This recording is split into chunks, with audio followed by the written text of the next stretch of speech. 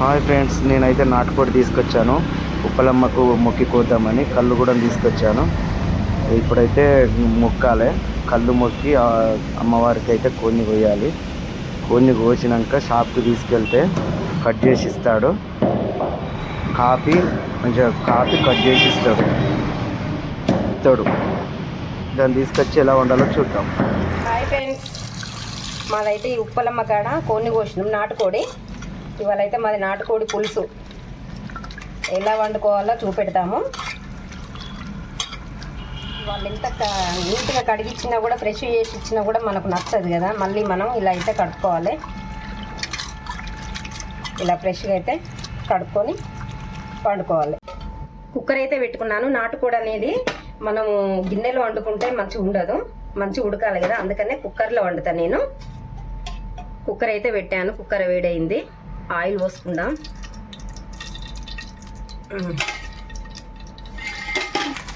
Oil అయితే వేడైంది. ఇప్పుడు మనం మసాలాలు అయితే వేసుకుందాం. పచ్చి ఇవి మొత్తమేనా, పచ్చిమిర్చి, ఉల్లిగడ్డ,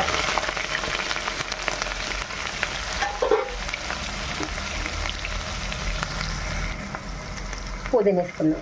పుదీనా వేసుకుంటే చికెన్లకైనా కూడా మటన్లకైనా బాగుంటుంది టేస్ట్. మేమైతే పుదీనా కూడా ఇస్తాము. కొంతమంది వేస్తారట, కొంతమంది వేయరట, కానీ మేమైతే వేసుకుంటాము. అల్లం వెల్లిగడ్డ పేస్ట్, కొంచెం అల్లం వెల్లిగడ్డ పేస్ట్ అయితే కొంచెం ఎక్కువనే ఉండాలి. ఎందుకంటే కొంచెం నీసు వస్తుంది, వాసన రాకుండా ఉంటుంది కదా. కొంచెం ఎక్కువ ఉంటేనే మంచిగా ఉంటుంది. అల్లం వెల్లిగడ్డ పేస్ట్ అయితే పచ్చివాసన వేదాకైతే గోలిచ్చాను. ఇప్పుడు కొంచెం పసుపు,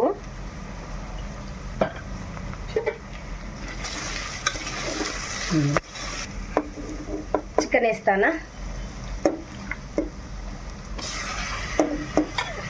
చిన్న రూమ్ అయి చీకటి ఉన్నది.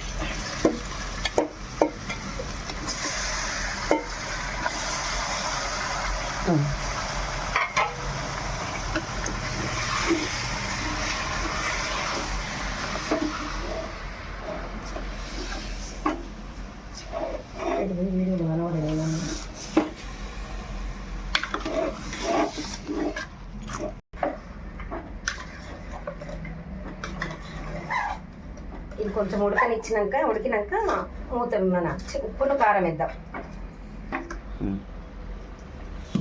ఇదైతే కొంచెం ఉడికింది.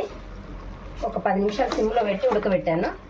కొంచెం ఉడికినాక ఉప్పును కారం వేసుకున్నాం. ఉప్పు చెంచడిస్తున్నా, చెంచన్నర, మనకు సరిపోయేంత ఉప్పు కారం.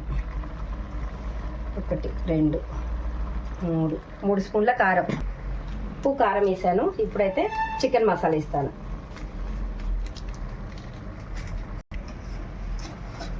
ఉప్పు కారం మసాలా అయితే వేసుకున్నాం కదా. ఇదైతే ఒకసారి కలబెడదాం. చూడండి, అంతా కలుపుదాం. నాటుకోడి పులుసు చాలా బాగుంటుంది కదా. కొంతమందికి కొన్ని ఊళ్ళల్లో దొరకదు నాటుకోడి. అయ్యో, ఇలా అయితే కలిపేసుకున్నా. కొంచెం చూడండి, ఇలా ఒక 5 నిమిషాలు అయితే ఉంచుకున్నా. కారం ఉన్న ఉప్పు మసాలా ఈ పీసులకైతే పట్టింది, ముక్కలకు. కొన్ని వాటర్ అయితే పోసుకున్నాము. కొంచెం వాటర్ మంచిగానే పోసుకోవాలి, ఎందుకంటే ఇది పులుసు పెట్టుకోవడానికి కదా. చూడండి, ఒక 10 విజిల్లు అయ్యేదాకా పెట్టుకోవాలి మన కుక్కర్లో. అట్లయితేనే ఇది మంచిగా ఉడుకుతుంది. చాలాసేపు ఉడకాలి. ఇదైతే 10 విజిల్లు వచ్చేదాకా ఉంచుకుందాము. ఇక వాటర్ అయితే ఇలా పోసాను. ఇన్ని చాలా పోయాలని చెప్పాను కదా. కుక్కర్ మూత పెట్టేసుకుందాం. 10 విజిల్ల దాకా ఉంచుదాం. ఓకే, ఇప్పుడు చికెన్ ఉడికిందా లేదా ఇక చూద్దాం. చాలాసేపు అవుతుంది పెట్టి. ఇప్పుడైతే ఆఫ్ చేసుకుందాం. ఆఫ్ చేసుకొని చూద్దాం ఉడికిందా లేదా ఒకసారి చూసి కొత్తిమీర గిన్నె వేసుకుందాం. మా మేడం డ్యూటీకి వెళ్ళింది, అందుకనే నాకు పడ్డది డ్యూటీ. ఏం చేద్దాం అట్లా పొయ్యి మీద వేసింది పోయింది. లేదా మూత తీసి అయితే చూద్దాం. వావ్, పొగలుగా అమ్ముతుంది. చికెన్ అయితే ఆల్మోస్ట్ ఉడికినట్టే, ఉడికేసింది. ఇప్పుడు కొద్దిగా మసాలా ఉన్ని కొత్తిమీర వేసుకుందాం. చికెన్ అయితే ఉడికిపోయింది చూడండి ఫ్రెండ్స్, ఉడికిపోయింది మొత్తం. కొద్దిగా సూప్ ఉండాలి, ఎందుకంటే ఇది నాటుకోడి కదా, కొద్దిగా సూప్ ఉంటేనే టేస్ట్ ఉంటుంది. ఇప్పుడు మసాలాని కొత్తిమీర వేసుకుందాం. మసాలా అయితే వేసుకుందాం.